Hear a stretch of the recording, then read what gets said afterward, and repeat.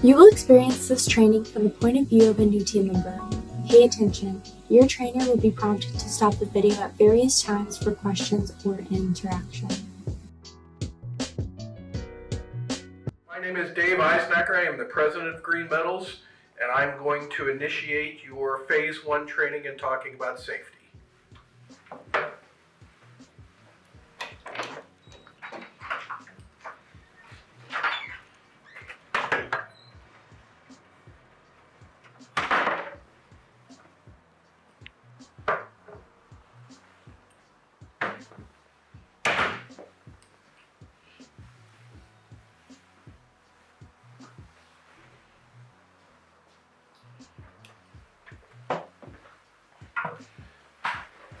We're pleased that you're here, and we're going to go through a number of safety items and steps to start your day.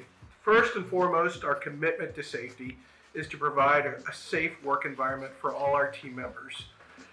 I'd like to present this to you, which is our safety declaration and a procedure that we follow every day.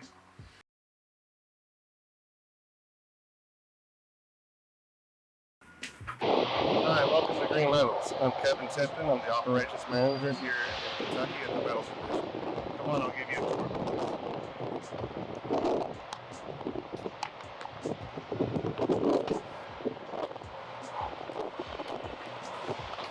So a couple things real quick. There's a lot of moving equipment here at the Metals location. Anywhere you're going through any intersections, whether you're at Toyota inside the plant or you're at a Green Metals location, you want to use stop look point at all intersections. The equipment has the right of way, so you need to make sure that you keep eye contact with other people using the equipment. And if you have a radio, you can always use radio contact to make sure they know you're. Always keep your distance from moving equipment and be aware of your surroundings at all times. Come on, this way, I'll give you some more. Hello everyone, I'm Sherrick Alexander. I am the safety rep from the Alabama location, and I would like to speak with you about stop call wait. Whenever you initiate a stop call wait, you want to stop the process that you're working on, call your supervisor, and wait for further instructions. Please do not continue working until you have received further instructions from your supervisor. Now, you will initiate a stop call wait when there is an abnormal situation. Abnormal situation occurs when the work becomes abnormal to the process that is causing a safety hazard or an issue within the normal means of your work process. Now, after you conduct a stop call wait, your group leader or supervisor will conduct a GHP. A GHP, which is group hazard prediction, is when a group of people get together to assess the situation and hazards that are present and try to come up with a short work instruction or process to eliminate such hazards that are present that cause you to conduct a stop call wait. Now, when speaking of stop call wait, we also have stop call report. Stop call wait is initiated before an accident. Stop call report is initiated after an accident has occurred. If you are in an accident or if you witness an accident, please report immediately. Come in. Well, hello there. I'm Rachel. I'm the Kentucky Non-Metallics Manager, and I'll be doing your next portion of your safety training. So, come on, let's go hit the floor.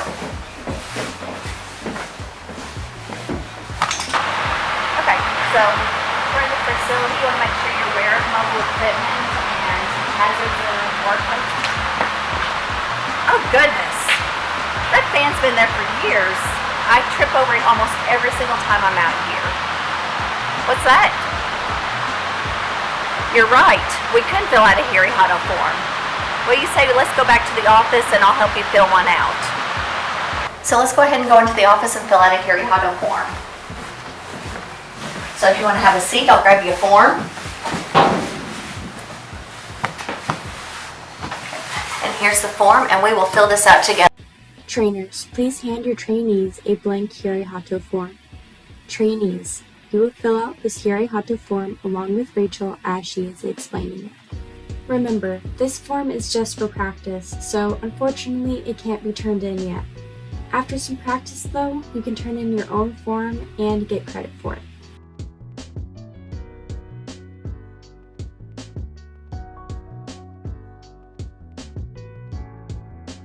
So as the team member, you are just worried about filling out this top section of the Hirihato. So we're going to start by filling in today's date. So go ahead and fill that in. So next we're going to do the time. And if you would go ahead and put your name on here, because we want you getting credit for identifying the safety hazard. The shop, and then was it on the floor, was it in the office? So we identified this trip hazard on the floor, so you want to put in floor.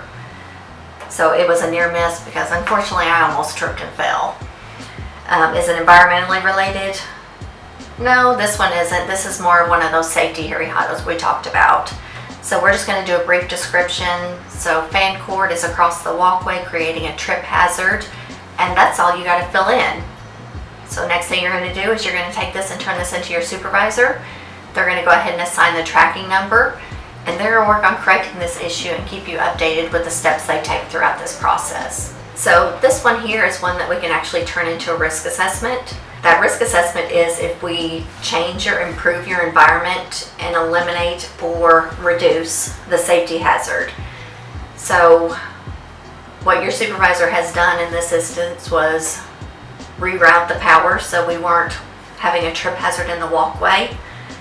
So she has completed that risk assessment and turned it in, and now she will meet with you, go over what was done, and y'all work together and close this out. Let her know if you were pleased with the action taken, yes or no.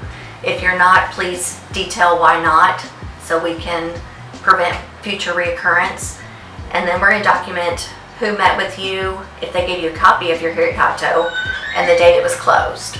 I'm going to go ahead and send that with you so you can turn into your supervisor, and I'm going to hand you off to my colleague for the next safety topic.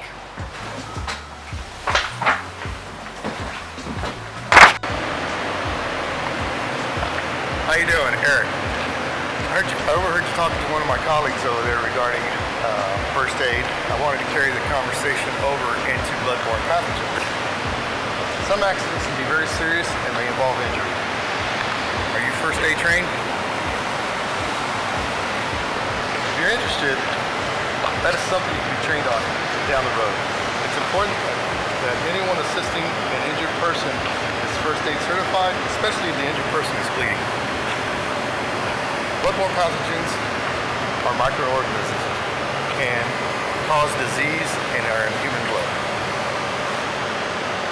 So if you're not interested in first aid, perform a stop, call, wait, and wait for the authorities to come by. Oh, hello. I'm Dan Johnson, Corporate Safety Manager here at GMI. I'm currently inventorying our fire cabinet with chemicals inside of it. You got a minute to give me a hand? Outstanding. If you look in here, well, I've got some of these containers that don't have the lids on them. So are you trained with the SDS safety data sheets? Oh, well, let's take care of that first, and I'll take you up front. We'll talk about the SDS, and then we can come back out to this. The Occupational Health and Safety Administration states that all team members have the right to understand the chemicals that they'll be working with. So the way we communicate this to you is through the safety data sheets, otherwise known as the SDS. Every chemical that we have at our facilities is listed in these books, and they're broken down into chapters that tell you what the chemical is for, how to properly use it, the PPE that is needed, and any emergency items that you would need to know for fire safety or your own personal safety. You have the right to understand any chemical before you start using it, so please don't just jump out there and grab a can or grab a bottle and start using it. Ask some questions because you need to protect yourself, and the government gives you the right to understand. Trainers, you will now take the trainees to find the location's SDS book.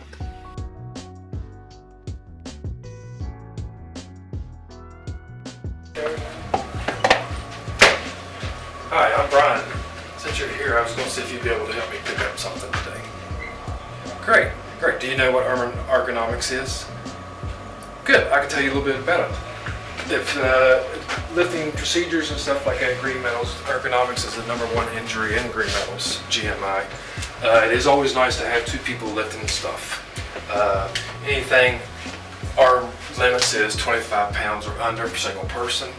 If you need to lift anything over 25 pounds or so like that, it's always best to have a team. If you need to, you know, you can always look at the situation, stuff like that. You can always use a fork truck. You can always use pallet jacks.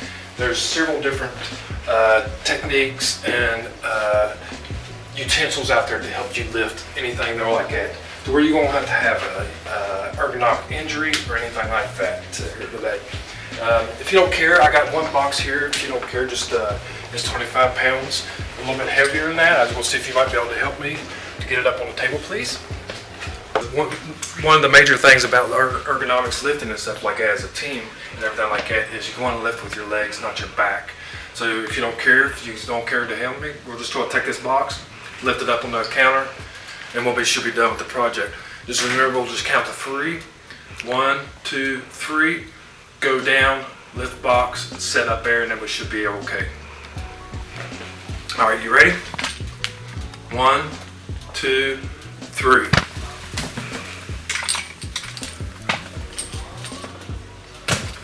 Great, excellent. You lift with your legs, not your back. That's how we do the ergonomics. Make sure you're safe, everybody's safe. If you see anybody not doing it right, please bring it up and say, let me see if I can help you, or don't be afraid to ask for help. All right, thank you.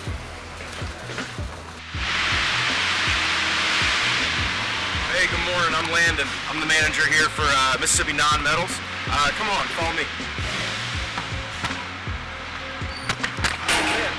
Are you okay? All right, well, no worries. We'll get that taken care of. Here at Green Metals, we want to make sure that all of our working surfaces are clear. We don't want any obstructions like that, no rocks, oil, debris in the way. We'll make sure we get that cleared and taken care of. All right, so, getting a phone call. Right now is not a good time to take it when we're out here on the floor like this, or out here in a industrial area with lots of equipment and moving pieces, so we want to make sure we take that somewhere safer, so I'll take that later on. All right, let's keep going.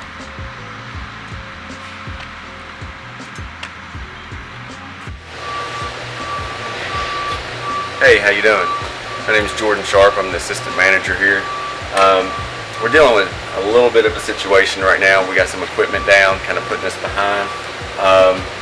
We got to get some work done to this electrical box. But we can't do that. Myself, I can't do that. You have to be qualified maintenance, or we bring in an outside contractor. Obviously, going into it, if I was to mess with this, then there are obviously some things that could happen. Hey, I thought you were going to be here to fix this morning. You're putting us way behind, man. And I used to fix car stereos. You know what? I can just do it myself.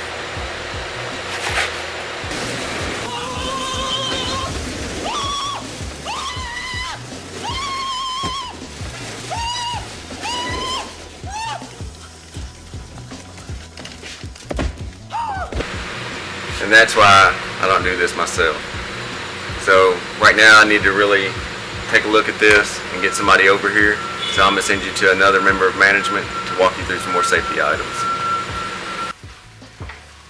Hi, welcome to Green Metals. I'm Marcus Reeder. Come in and have a seat. Alright, so do you know what lockout tagout is? Locks are to prevent the machine from turning on and preventing that energy from harming you.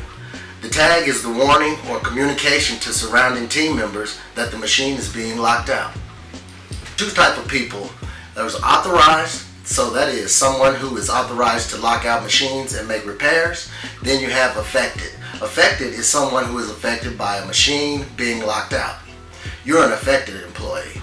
If you see a lock on a machine, perform a stop, call, wait. Never remove a lock or a tag that was not assigned to you. Out of service tags are placed on many pieces of equipment that needs repair. If you see an out of service tag on any piece of equipment, do not touch. If you need to place an out of service tag on a cart or a piece of equipment, perform a stop, call, wait. Alright, and that ends our lockout tagout. So I have another colleague that is going to come in and speak with you shortly. Hi there, I'm Rich McComas. I'm the manager here with Green Metals of West Virginia, and I want to welcome you to Green Metals. As part of your new hire orientation for safety, we want to discuss evacuation and take shelter requirements here at GMI. The issue is why do we have this program, and we're going to discuss that. We're going to talk about the procedures to go to those locations, as well as the responsibilities that you may have as a new team member. The very first thing we're going to remind you is that your supervisor should automatically, on your first day, show you where these take shelter locations are at, as well as the routes or the routes to your gathering areas for evacuation. So we're going to walk up this way, and we're going to show you in this building where the take shelter locations would be, or severe weather location gathering areas up here. Just a reminder that yes, GMI does have a program that is written, and that program is in our emergency action plan.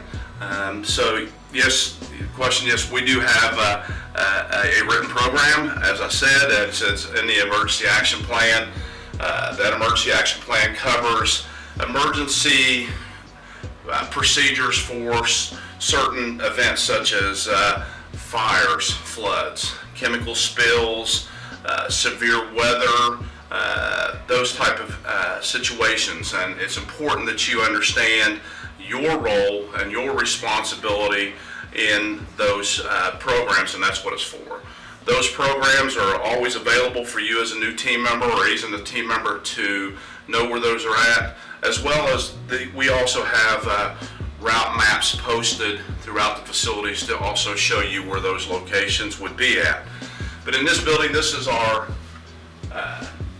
severe weather shelter area. So if you hear an alarm, and each facility may be a little bit different at your location of what those alarms are. It's also your group leader or your supervisor's responsibility to teach you what those alarms sound like at these locations for both take shelter and evacuations.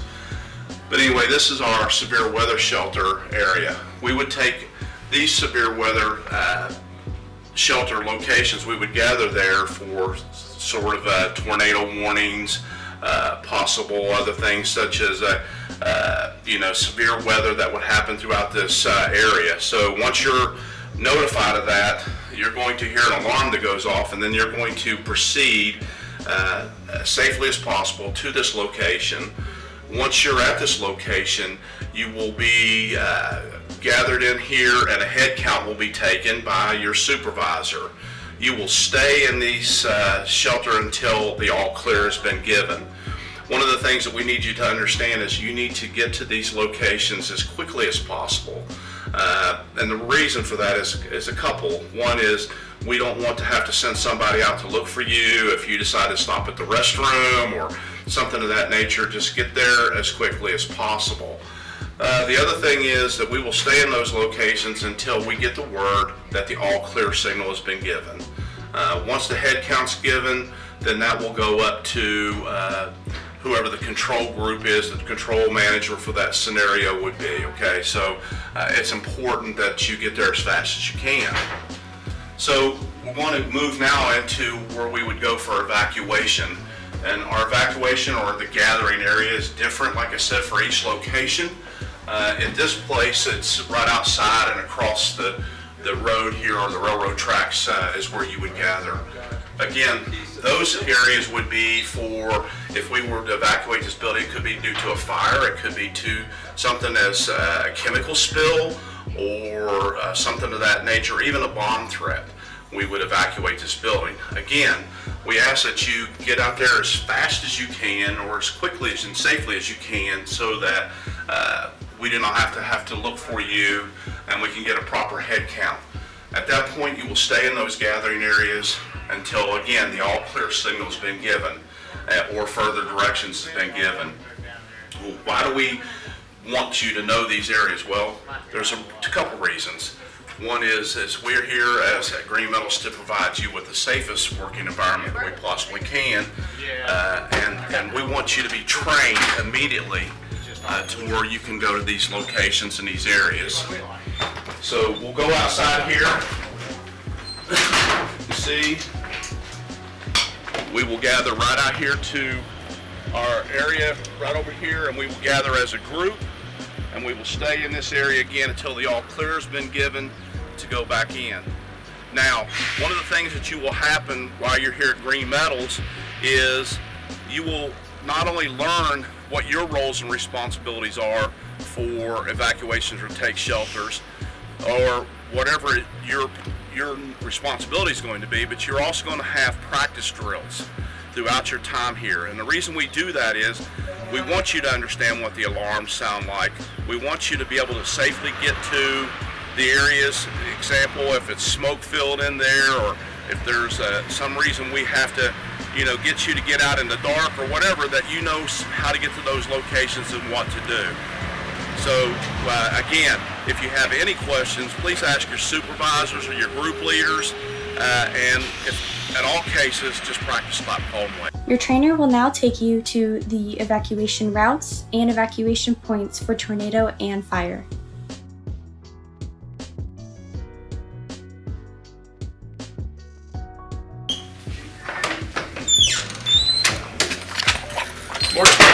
Mark Martinez, Texas Metallic Division. Another thing we need to discuss on your first day is that of workplace violence. And workplace violence can be anything from an inappropriate or aggressive conversation during your lunch break, or you or another team member exchanging physical touch. This is discouraged in the workplace. And in the workplace can be anywhere from inside the office, out on the production floor, inside company equipment, or even at satellite work locations, be it Green Metal satellite work locations or a customer site. So we highly discourage any inappropriate or controversial conversations while on the job, and don't touch another team member. Even if it's in a joking manner, horseplay can escalate and lead to workplace violence, so keep your hands to yourself. Another thing we need to discuss, unfortunately, in today's rapidly changing world is the threat of active shooters in the workplace. One thing that we need to teach you, and we need you to internalize on your first day, is the idea of run, hide, fight. With the number of increasing active shooter events, these three ideas in your mind can be the difference between life or death. In the event of an active shooter emergency, the first thing you want to do is run. Get as far away as you possibly can. Be aware of your surroundings and get to the quickest exit as rapidly as possible. So know your exits whenever you're in a new place or a place that you work on a regular basis.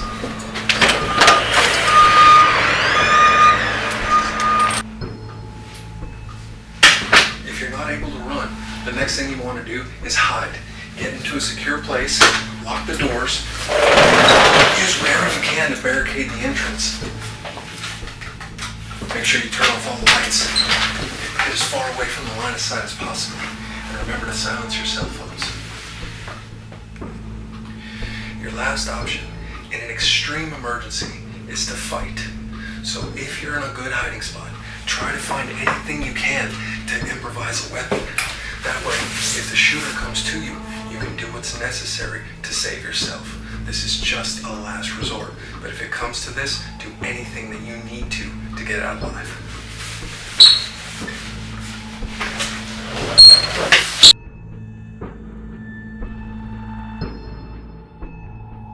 Hi, I'm Paris Kelch, and I am the environmental specialist for Green Metals. At Green Metals, we take our environmental safety very seriously and our environmental policy seriously as well. Just as serious as the safety policy that you read earlier. It's very important. So we are under an ISO 14001 certificate, and that means that we follow a set of standards that shares requirements for us for our environmental management system, or EMS. An EMS allows us to monitor and improve any environmental aspect or impact of our company. An environmental aspect is any element of our activities that could interact with the environment. And an environmental impact is any change to the environment. And so that could be beneficial, or it could be a negative impact as well. So what is your role?